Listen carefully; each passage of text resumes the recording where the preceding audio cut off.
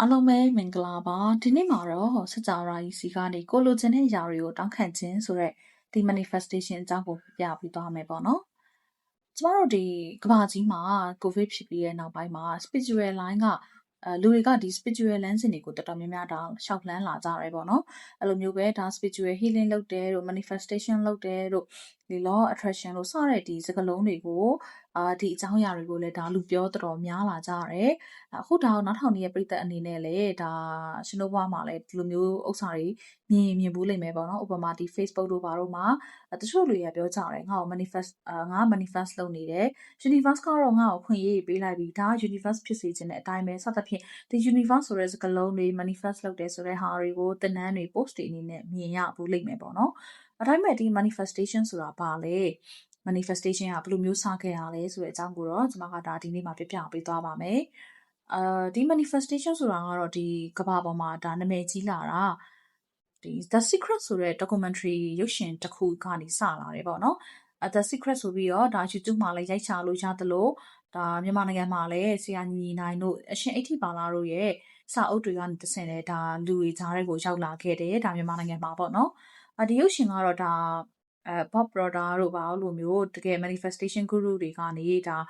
ဒီအကြောင်းအရာနဲ့ပတ်သက်ပြီးဒါရှင်းပြတဲ့ဥစ္စာတွေကိုဒါဆရာကြီးတွေကပြပြတဲ့အကြောင်းကိုဒါ documentation တစ်ခုအနေနဲ့ဒါရိုက်ထားတာပေါ့နော်ကြည့်ချင်ရင်မြန်မာဘာသာပြန်လာတဲ့ဥစ္စာကို YouTube မှာလည်းရှာကြည့်လို့ရတယ်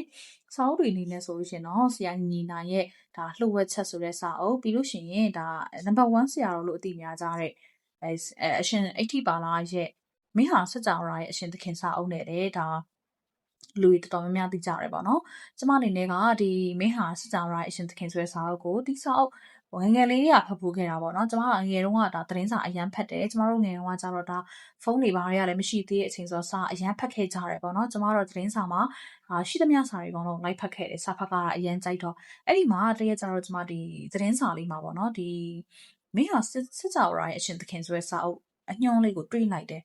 ဒီစာအုပ်ကကြည့်ရတဲ့အချိန်မှာကျမစာအုပ်တွေကိုချစ်တယ်ကြိုက်တယ်စာဖတ်ရလဲဝါနာပါတယ်လို့ဆိုတော့ဒီစာအုပ်ကိုမြင်တဲ့အချိန်မှာကျမဒါစိတ်ဝင်စားသွားခဲ့တယ်ပေါ့နော်အဲ့ဒါကျမအဲ့တော့ရရတဲ့မုတ်ဖိုးလေးတွေကိုစုပြီးတော့အဲ့ခေတ်တုန်းကတော့စာအုပ်ရဲ့တန်ဖိုးက9000ပါအခုတော့မသိတော့ဘူးပေါ့နော်အဲ့တော့ကျမအဲ့ပတ်စံကိုရအောင်စုပြီးတော့လေဒီနေ့200ရတဲ့ပတ်စံကိုမရအောင်စုပြီးတော့ဒါဒီစာအုပ်ဆိုင်မှာသွားပြီးတော့ပေါ့နော်အိမ်သားစာအုပ်ဆိုင်မှာဒီစာအုပ်လေးရလို့ရှိရင်စာအုပ်တိုက်ကနေဝယ်ခဲ့ပေးပါဆိုပြီးတော့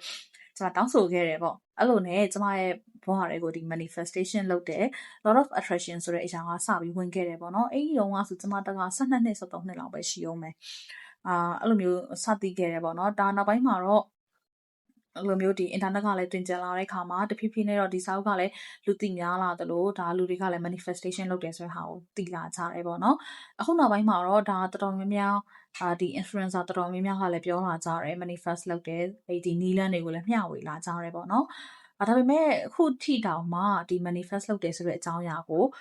သိပြီးတော့မသိသေးတဲ့သူတွေသိပြီးတော့ဒါ familiar မဖြစ်တဲ့သူတွေအခုမှစကြဖို့တဲ့သူတွေလည်းရှိပါလိမ့်မယ်အဲ့တော့မပူပါနဲ့ကျမရဲ့ channel မှာဒီအကြောင်းအရာနဲ့ပတ်သက်ပြီးတော့ဒါအများအားတင်ဆက်ပေးသွားမယ်အခြေခံကနေအခုပေါ့နော်ဒါဘာလဲဆိုတာရှင်းပြရရင်ဘယ်လိုလုပ်လဲဆိုတော့ဒီမသက်တွေကအစားကျမကအကုန်လုံးကိုပြပြစုံစုံသင်ပေးပါမှာမလို့ကျမရဲ့ဒီ channel ကိုfollow လုပ်ထားပြီးတော့လည်းဒါအပေးသွားလို့ရပါတယ်ဟုတ်ပြီဒါဆိုလို့ရှိရင်ဒီ manifestation ဆိုတာဘာလဲပေါ့နော်ကျမတို့ဒါကလေကိုအရှင်းဆုံးပြောရမယ်ဆိုလို့ရှိရင်ဒါရှင်မြင်ဘူးသားတလို့မျိုးတော့ဒါကလေမှော်ဆန်တဲ့ပညာရည်ကြီးမှော်ပညာရည်ကြီးတော့မဟုတ်ဘူးပေါ့နော်ဒါကလေစိတ်ပညာရဲ့ကျမတို့ဒီစိတ်ရဲ့စွမ်းအားပေါ့နော်စိတ်စွမ်းအားကိုဒါလက်တွေ့နည်းကြပေါင်းစပ်ထားတဲ့ဟာတစ်ခုပဲပြောရမယ်ဆိုရင်ကွာဒီ manifest လုပ်တဲ့အခါမှာဒီ law of attraction ပေါ့နော်ကျမတို့ကဘယ်လိုပြောရမလဲဆိုတော့ကျမတို့ကကွာထားလိုက်ပါတော့ဒါ radio နားထောင်ကြတယ်ရေဒီယိုနားထောင်ကြမယ်ပေါ့နော်အရင်ခေတ်တော့ရေဒီယိုတွေနားထောင်ကြတာ哦ရေဒီယိုနားထောင်တဲ့ခါမှာကိုလိုချင်တဲ့ channel ကိုရဖို့အတွက်သူ့ရဲ့ဒါသူထုတ်လွှင့်တဲ့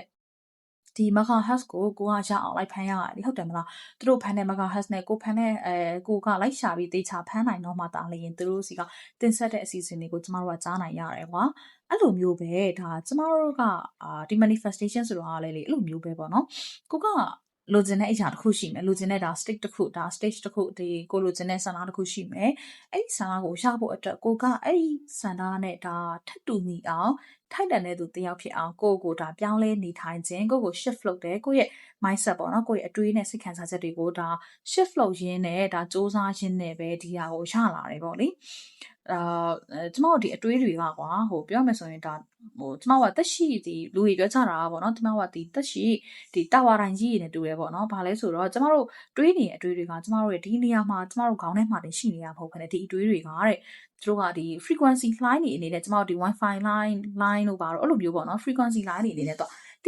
ီပြန့်နှံ့သွားတယ်ပေါ့ပတ်ဝန်းကျင်ကိုပြန့်နှံ့ပြီးတော့သူကဒီ universe တွေကိုသူကပြန့်နှံ့သွားတယ်ပေါ့နော်ပြန့်နှံ့ပြီးတော့မှဘယ်လိုပြောမလဲအဲ့အရာတွေကကိုယ့်စီကိုပြန်ရောက်လာတယ်ပေါ့နော်ပြန်ရောက်လာတယ်ပေါ့ကိုလိုချင်တဲ့ဒီဆန္ဒတွေဖြစ်ကိုယ့်စီကိုပြန်ရောက်လာကြတယ်ပေါ့အဲ့ဒါကိုလူတွေကဒါ universe လို့ပြောကြတယ်ဒီနေရာမှာဒီ universe ဆိုတာကိုတချို့ဘာသာဝင်တွေကြတော့တို့ရဲ့သက်ဆိုင်ရာဒါဖျားသခင်တွေအဲ့လိုမျိုးယုံကြည်ကြတယ်ချို့ကြတယ်ဒီနှစ်ဖျားတွေပေါ့နော်ကိုခွဲတဲ့ဒီဥစ္စာရယုံကြည်ကြသလိုချို့ကြလည်းဒါဘယ်လိုပြောမလဲအနုံဘီယန်တစ်ခုခုပေါ့အဲ့လိုမျိုးတစ်ခုခုပေါ့လေယုံကြည်ကြရတယ်တချို့ကြောင့်ဒါ universe ဆိုပြီးကျမတို့ဒီစစ်တာဝါရကအဆုံးအစမရှိပြန့်နှံ့နေရမလားအဲ့ဒီကဒီ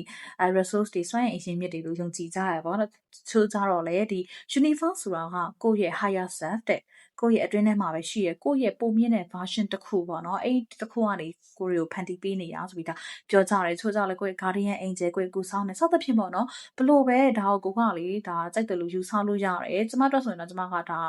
universe လို့universe ဆိုတာကိုယ့်ရဲ့ higher self တစ်ခုအနေနဲ့ကျမတို့ဒါလက်ခံထားရဲပေါ့နော်ဒါကတော့မိမိစိတ်ကြိုက်တာကိစ္စမရှိဘူးလက်ခံထားလို့ရတယ်အဲ့လိုမျိုးခုနပြောရဲကိုယ့်ရဲ့အတွေးတွေကဒီလိုမျိုး line နေနေတဲ့သူတို့စီကိုဒါ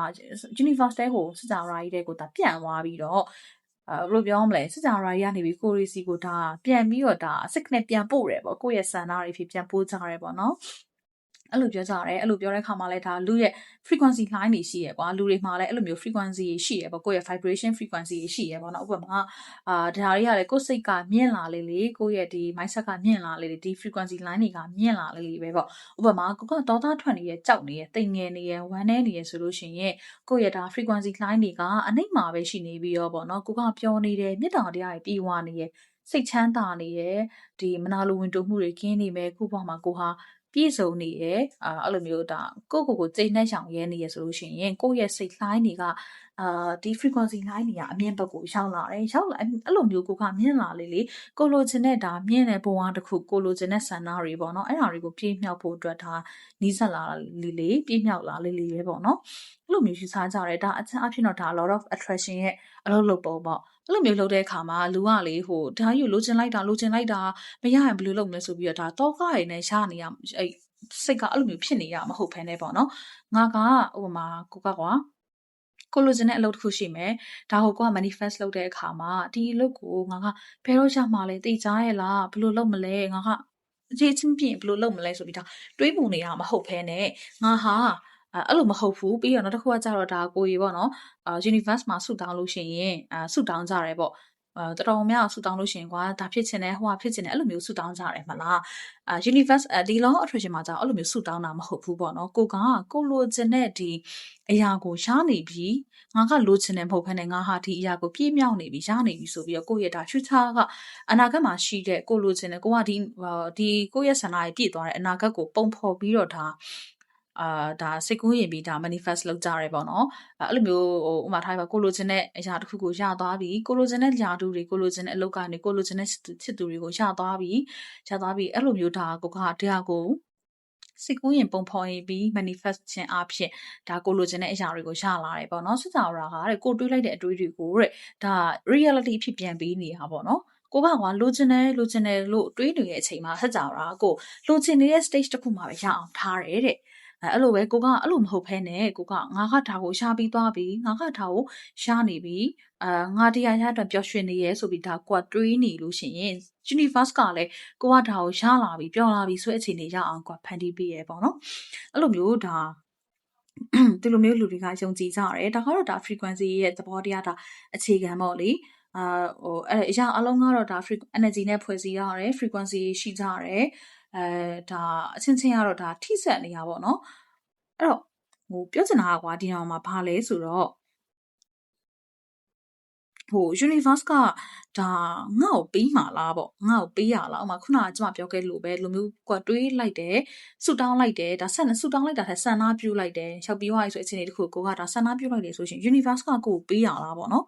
ဒါဆို universe ကဒါကိုလိုချင်တာပေးရတာနဖျားကြီးလားဘာကြီးလားအဲ့လိုမျိုးဒါတွေးထက်ကြတယ်တကယ်တော့ဘာလဲဆိုတော့ universe ဆိုတာကမှတ်တဲ့ချက်ပဲတဲ့ဒါအရှိမလည်းပြောခဲ့သလိုပဲကိုကလိုချင်တယ်ဆိုတဲ့ဥစ္စာကိုပြောနေလေတွေးနေလေ universe ကလည်းကိုလိုချင်တယ်ဆိုတဲ့အခြေအနေကိုပဲပေးလေပေါ့နော်အဲ့လိုမှမဟုတ်ဘဲနဲ့ဒါကိုကရနေပြီလို့တွေးလိုက်ရင် universe ကလည်းရနေပြီရှာပြီးပြီဆိုတဲ့အခြေအနေကိုပြန်ပို့ပေးရပေါ့နော်အဲ့တော့ universe ဆိုတာကဒါမှတ်တဲ့ချက်လိုပဲပေါ့ကွာကိုကမှန်ရှိမှပြောရင်အဲ့မှန်ကကိုပြန်ပြရအောင်ပဲဟုတ်တယ်မလားမေးပြရင်တော့ပြန်မေးပြလိမ့်မယ်ဒါ universe ကတော့ဒါဒီလိုပဲပေါ့လေဒါကြောင့်လဲ manifestation မှာငါကဖြစ်ချင်လိုက်တာလို့မပြောဘဲနဲ့ငါကဖြစ်နေပြီရှားပြီးသွားပြီလို့ပြောခိုင်းတာပေါ့နော်ဘာလို့လဲဆိုတော့ universe ကကိုပြောတာကိုနားထောင်နေရမှာမဟုတ်ဘူးကိုဖြစ်နေတဲ့ကိုရဲ့ဒါ frequent ကိုရဲ့စိတ်စွမ်းအင်ကိုကဒါလိုချင်နေရဆိုတော့ဒါအဲ့လိုမျိုးမရဘူးမရလို့မျောလင့်နေရဆိုစိတ်စွမ်းအင်မဟုတ်ဘဲနဲ့ရှားပြီးသွားပြီချိန်နေနေပြီစိတ်စွမ်းအင်ပေါ့နော်အဲ့ energy ကိုသူကတုံ့ပြန်တာဖြစ်တဲ့အတွက်ကိုကကိုလိုချင်တဲ့အရာတစ်ခုလိုချင်ရင်အဲ့ဒီဟာကိုရှားပြီးပြီဆိုတဲ့အခြေအနေမှာဖြစ်လာမဲ့ဒီကိုယ့်ရဲ့စိတ် energy ကိုရအောင်လို့ကိုကဒါစူးစမ်းပြီးနေထိုင်ဖို့လိုတယ်ပေါ့နော်ဒါကကိုညာခိုင်းတာတော့မဟုတ်ဘူးဒါကိုယ့်ရဲ့စိတ်ထဲမှာဒါဖြစ်နိုင်ခြေတစ်ခုကိုဒါယုံကြည်မှုရှိအောင်ပေးလိုက်တဲ့အစပြိုးလိုက်တာပဲပေါ့နော်ဒီနေရာမှာချို့ရကြလဲဒါဘယ်လိုပြောမလဲတွေးလိုက်တာလည်းရပြီလို့ထင်ကြရပေါ့နော်ဒါပေမဲ့လည်းအဲ့လိုတော့မဟုတ်ဘူးဘာလဲဆိုတော့ကိုကလူမျိုးလဲတွေးရမယ်ပြီးလို့ရှိရင်ကိုယ့်ရဲ့ action တစ်ခုလည်းရှိရမယ်ပေါ့နော်ဥပမာကမေးချလိုက်မယ်ဒါကတိကတက်မေးချလိုက်မယ်စာမေးပွဲမှာစာမကြက်ဖဲနဲ့သွားဖြစ်ရောအောက်မှာလားပေါ့ဒါသိစားရကောင်ဘယ်လိုပဲ manifest လုပ်လို့ဟုတ်တယ်မလားကိုယ့်ရဲ့စိတ်ထဲမှာစာမကြက်ထားတဲ့ကြောင့်သူစီမှာကကွာဒါကဒီစိုးရိမ်စိတ်တစ်ခုတော့ရှိနေမှာပဲလေအဲ့လိုစိုးရိမ်စိတ်ကြောင့်ဘလို့မှတော့ဒါ manifest ကတော့အောင်မြင်လာမှာမဟုတ်ဘူးလीနော်အဲ့လိုပဲကိုကအဲ့လိုမျိုးဆောင်းပွဲတော့အောင်လိမ့်မယ်ကွာအမှတ်များများရကျင်နေဆိုလို့ရှိရင်တစ်ဖက်မှာလည်းကွာစူးစမ်းရမယ်စူးစမ်းလို့ရှိရင်ဒါထားရပါကွာ manifestation နဲ့လုပ်နေရကိုစိတ်မှာလည်းဒါငါလုံးဝသိကြတယ်ငါလုံးဝရတယ်လို့အဆင်ပြေဒီလိုမျိုးသတ်မှတ်ထားတယ်ပေါ့နော်ငါအောင်သွားပြီအဲ့လိုမျိုးဒါကိုကအဲ့ state အခြေအနေကိုရောက်နေပြီဆိုလို့ရှိရင်ဒါပြောမြောက်လေဟုတ်တယ်မဆောင်းပွဲမှာကိုစက်ထားတဲ့ပုံတွေကလည်းဒါအတိုင်းကွတိပါတာမျိုးတွေဖြစ်ပြီးတော့ကိုကမှန်းတာထက်တော့အမှတ်ပုံများတာမျိုးလေဒါဖြစ်လာတတာတွေရှိရဲပေါ့နော်အဲ့လိုပဲကိုကတစ်ခုခုကိုစတော့မယ်အဲ့လိုမျိုးဒီ manifest လုပ်တယ်ဆိုပါစို့စတော့မယ်ကိုကလည်းလုပ်နေပြီ manifest လည်းလုပ်ထားတယ်ဆိုလို့ရှိရင်ကိုလိုချင်တဲ့လမ်းကြောင်းကိုသွားချင်တဲ့လမ်းကြောင်းပေါ်မှာဒါအဲ့ဒါတွေကိုဒါ inspire လုပ်ပေးမယ်ဒါလူတွေကုညီပေးမဲ့သူတွေတခါလေကြာရင်ကိုရှာနေတဲ့အရာတစ်ခုကိုမထင်မှတ်ပဲနဲ့တရားဥစီကကြားလိုက်တာမျိုး social media ပေါ်မှာတွေ့လိုက်တာမျိုးလမ်းသွားတဲ့ cyber တစ်ခုခုမှာမြင်လိုက်တာမျိုးတွေတော့မှဒါဖြစ်လာတတ်တယ်ကျမကိုယ်တိုင်လည်းအဲ့လိုမျိုးဖြစ်ခဲ့ဘူးတဲ့ဒါတကားရှိခဲ့ဘူးတဲ့အဲ့လိုမျိုးပေါ့နော်ဒါကြောင့် manifestation ဆိုတာကကိုယ့်ရဲ့ဒီဘယ်လိုပြောမလဲကိုယ့်ရဲ့ဒါအောင်မြင်မှုကပေါ့ manifestation တကယ်အောင်မြင်မှုဆိုတာကကိုလိုချင်တဲ့အရာကိုရှာသွားတာမဟုတ်ဘဲနဲ့ကိုကအဲ့ဒီအရာကိုရှာဖို့အတွက်ထိုက်တန်တဲ့သူတယောက်ဖြစ်တာ shift ဖြစ်သွားတာဒါပြောင်းလဲသွားတာပေါ့နော်ကိုပုံမြင့်သွားအောင်လုပ်လိုက်တာတခုပဲအဲ့လိုမျိုးပေါ့ကွာဒါကြောင့်မှတ်ထားမှာကွာ universe ဆိုတာကကိုလိုချင်တဲ့အရာကိုပြီးတာမဟုတ်ဘူး universe က main ဖြစ်နေတဲ့ stage နဲ့ main အခုလက်ရှိရောက်နေတဲ့ကိုယ့်ရဲ့ဒီ frequency energy level ကိုယ့်ရဲ့အဲ့ဒီ mindset level နဲ့ထပ်တူညီတဲ့အရာကိုပဲပြန်ပြီးတာအဲကြောင့်မလို့ဒီနေ့ကစပြီးတော့ပေါ့နော်ငါဒီဟာလိုချင်လိုက်တာဟိုဟာလိုချင်လိုက်တာလို့တွေးနေမယ်အစားကွာဒီဟာကိုရရင်ငါဟာဘယ်လိုခံစားရမှာလဲဒီဟာကိုရဖို့အတွက်ငါဟာဘယ်လိုမျိုးကြီးထိုက်တန်အောင်လုပ်ရမလဲဆိုပြီးတော့ဒါကိုဒါအာယုံစိုက်ကြည့်ပေါ့နော်သူများတွေကိုအာယုံစိုက်တာထက်ကိုပြန်ပြီးအာယုံစိုက်ကြည့်အဲ့လိုမျိုးဒါအတွင်းစိတ်မှာကကိုအာယုံစိုက်လာနိုင်ပြီဆိုလို့ရှိရင်ဒါuniverse ကတောင်းခံဖို့အတွက်ဒီ manifestation လုပ်ဖို့အတွက်ဆိုတာလည်းမခက်တော့ဘူးပေါ့နော်ဒါကြောင့်ဒါ